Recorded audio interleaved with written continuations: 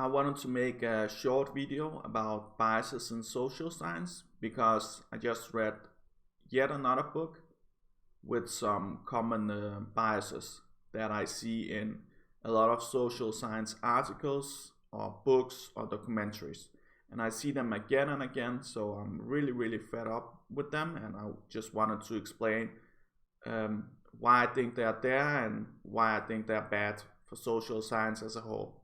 And these biases, they are usually coming from a certain group of people, and these people, they make up a huge part of the social science group.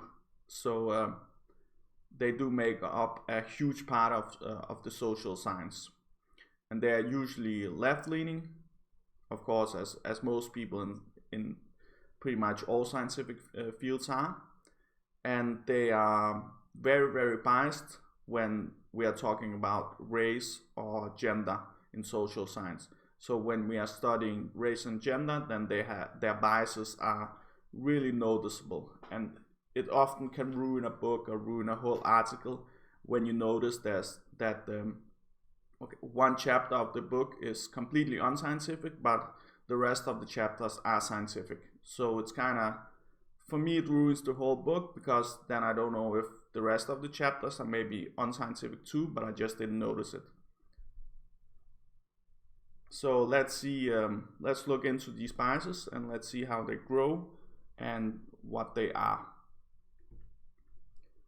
Okay, maybe this is just my way of understanding it. Maybe I'm wrong, maybe I'm not wrong, but I think it has something to do with these left-leaning individuals that make up a huge part of social science. They have this messiah complex, so they want to help people, they want to be important, and they want to make the world a better place. So already now, if you have these kind of thoughts, then you're already biased from the get-go, because science is not good or bad, it's just results, right? So already, if you want to help people, you might be biased, and some of these biases can grow and become really big when we are talking about big theories about gender and race and intelligence. So you go into social science. Let's say you start to attend the university, and most of the people think the same way you do. They also want to help minorities or people in need. So at some point you can begin to play whack-a-mole with racist or sexist. So some of these people start to kind of attack other people that they think are racist or sexist. And the people they think are racist or sexist are sometimes racist and sometimes sexist, but sometimes they are just people who have different understanding of the scientific field, and they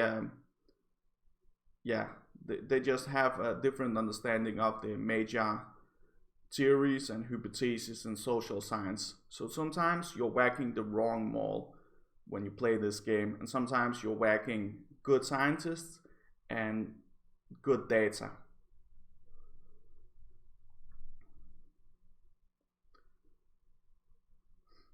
And so what do you do when you see a study you don't like? You can ignore it, right?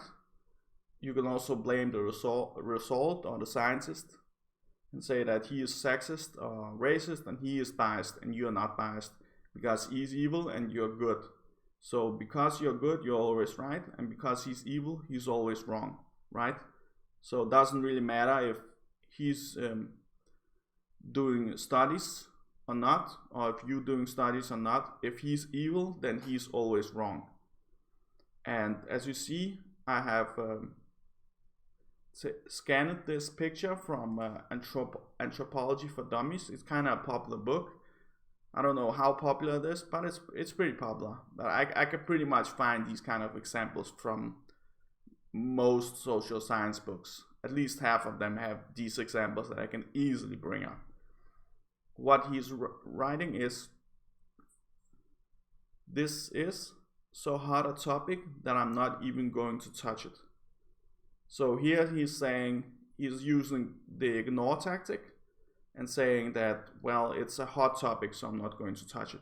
He doesn't even have to say that these scientists are evil or bad. He's just saying, well, this topic is hot, so why even bother about it? And it's true, these topics are hot because this is social science. We have to do with ourselves. And of course, when we study ourselves and study the people around us, then we tend to be very, very biased.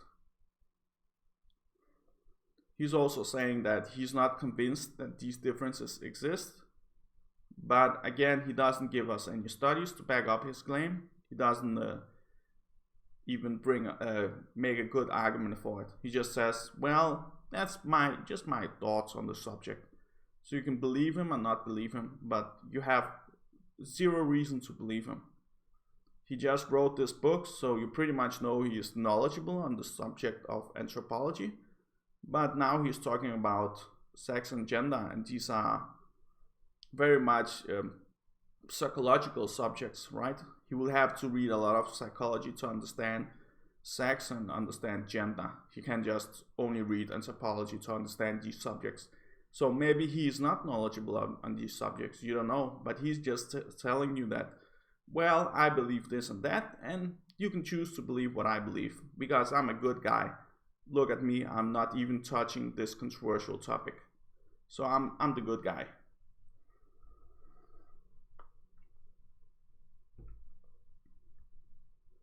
And this is, again, my personal opinion. You can explain it by other things, but again, just as I use the Jesus pictures to explain a point to you, that it might be a bad example, a good example, it might be wrong or bad, I don't know. But now I'm using the righteous mind to explain something else. And that's where the biases can appear. And on the very, very left, you see the very liberal, and that means very left-leaning people. They do care a lot about care and fairness, and they don't care that much about loyalty, authority, and sanctity. While on these moral doctrines, you will see very conservative people on the far right. They will care about authority, sanctity, and loyalty. That's at least according to Jonathan Haidt from his very interesting book, The Righteous Mind. So this is how he sees conservatives and liberals. And this is what he has found in his studies of these two groups of people. And he says that there are different moral foundations, but one foundation is not better than the other. They're just different. So we cannot say that being on the very, very left is better than being on the right. So just different things that people can be.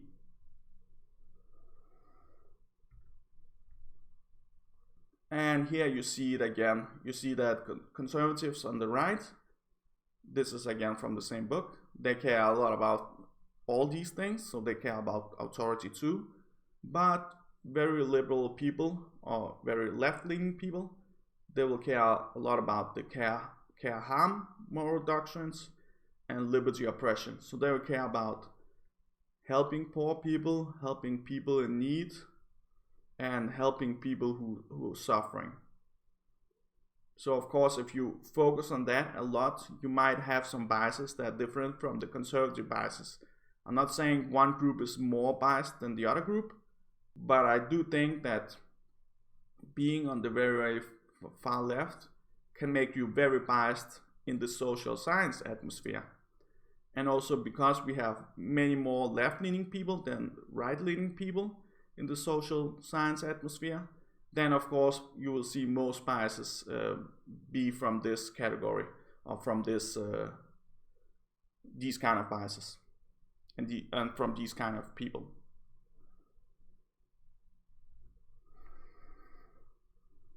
And again, this is not, I just made the chart myself to just explain the points. This is not scientific at all. So this is just something I use to explain some points to you, and I can change it all together. I can change the colors around. So this is not truth. This is just how I explain, how I can best explain the things to you. So nature and nurture. Modern results says that gender differences, race differences, intelligence differences, they are both nature and nurture. And evolution is of course a fact. Pretty much considered a fact. Now, this is what modern science kind of says. It doesn't really say anything, but this is, if you read modern science, you kind of assume that, yeah, gender differences are probably both things. They're not just culture, they're not just inherited, they're probably both. And a lot of it is genetics. But what's the problem with this? Because if you have a worldview, or if you have a moral foundation that's really, really strong, then you probably need to bias some of these modern scientific results so they can fit into the worldview you have, right?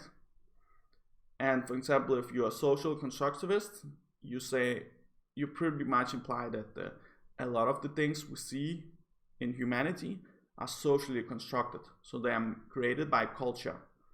So gender, race, intelligence, well, they are very much created by culture, and culture has a lot of say in how these things are created. And evolution seems true, but again, when we're talking about the mind, it's not really important to look at evolution or genetics. It's very much important to look at culture. These are the theories they are describing, and these are the theories they are talking about mostly. So for them, the world is one huge culture, and when they use these theories and these foundations, then everything for them is a nail, because they are the hammer. So everything they see is a nail. They see culture everywhere. They see cultural influence everywhere. And that's fine, because this is a philosophical field, so they can say whatever they want to say. But the problem arrives when you see the radical left use some of these social constructivist theories to explain the modern science, or to explain the scientific fields they are studying, because that's wrong. You can't just use philosophy alone to explain scientific fields. So with the radical left, you will see that they will say that gender, race, and intelligence are mostly nurture, because if it's mostly nurture, then we can influence these things and we can help people. For example, if you see a low intelligence individual, if you think it's mostly inherited, and if you think it's not changeable, then you cannot help this individual. But if it's mostly nurture, then we can help these poor individuals. And you see the same with race and gender. If race differences are due to genes, then what can we do, right? We have to change the genes to make some races better off. But if we just say it's mostly nurture or culture, then you can just influence culture and nurture and help these people. So a lot of this bias is about helping people, about making the world a better place. And again, this can't be bad for the scientific field. I'm not saying it's a bad moral doctrine, a bad way to be a human being. It's just not always useful in the scientific setting by itself. And again, when they look at evolution, they need to tell themselves that it cannot be true for the human mind. They have, as far as I know, they don't have a problem with evolution as a theory as a whole, but there's one place where they don't believe in evolution, and that's the human mind. Because if they start to subscribe to these kind of theories, evolutionary psychology and how the mind has developed in millions of years, then they probably need to adjust some of their understanding of gender, race, and intelligence too. And then they have less influence, then they have less power, or they feel they have less power, and then they can not help as much. And at the end, I added conservatives. I actually don't know that much about the common conservatives' opinions. I have actually read conservatives' books from social science and tried to watch a lot of videos, but I'm not really clear on what their common opinions are. I do see that a lot of them believe in God, and some of them don't believe in evolution, and that's a huge no-no if you study social science, because you cannot understand any kind of animal if you don't believe evolution is true. That's the foundation for understanding modern science of any kind of animal and any kind of social science. but I still see that conservatives, as they describe to authority, they describe to this nuclear family. They have some theories about human beings and how human beings also are adaptable, and how if you grow up in a nuclear family with a mother and father and siblings and stuff like that, and everyone around you are the same as you, then you will grow up as a healthy individual. So they do describe to a lot of these nurture theories too, but they're not as fanatical about them because their biases are in another sphere. So I think from talking to conservative people, I do think they're easier to explain modern science to. They won't get as mad if you tell them about race differences or gender differences, but mostly they will say it's nurture too. It's just the way most social scientists are biased. And also they, as I said before, they do have these theories about the nuclear family is the healthy thing for the human being. And some of the results we have found out about is that, well, the nuclear family is not really that much better or better at all than many other kind of family settings. So if you have good enough parents, you'll grow up to be a healthy human being. And this is what I think kind of goes against some of their biases, because they think this nuclear family is extremely important. And when we find out that it's not, then they will probably also have something against these kind of results. So I'm not saying that they are totally innocent of any kind of biases, but they don't describe these great social constructivist theories or any kind of huge theory about social science that covers everything they talk about. So for me, they are biased in different spheres, but they don't have this huge theory that they can put on everything and bias everything they see. But of course, if you believe in God and if you believe that the earth is only 10,000 years old, then you have a huge problem with understanding any kind of species on the planet.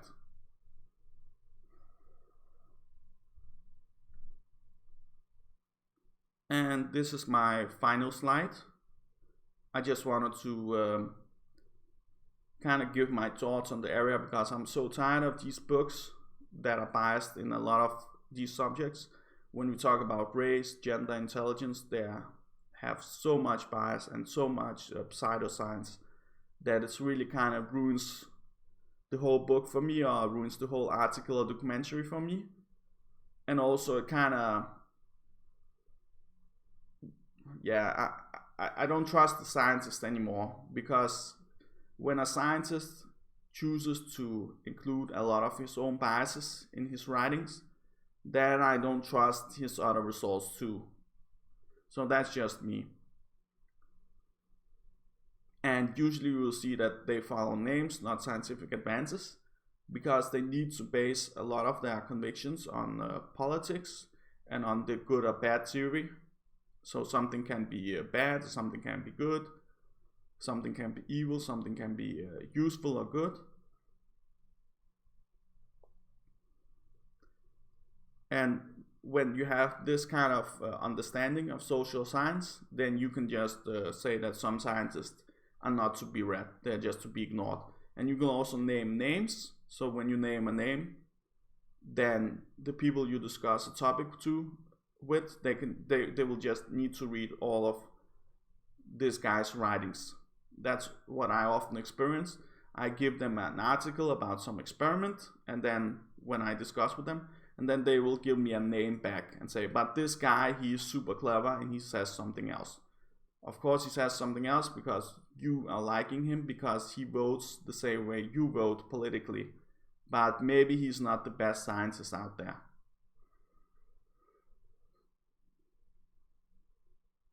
And of course, when you mix a lot of philosophy into it and you mix a lot of politics into it, then social science becomes a discussion.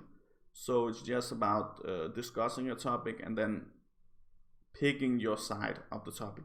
You don't need to study the truth. You don't need to study data. You just need to pick a side, because Now it's a moral argument. If it's a political argument and philosophical argument, or an argument about evil versus good, then you can just pick a side, and then if you pick the side you think is morally correct, then you're right no matter what the results are.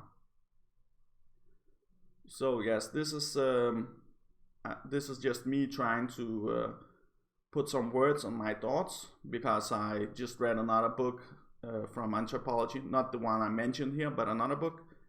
And again, I'm really irritated about seeing these biases in the scientific writing I try to read. And I hope this gave you some new perspective on the issue.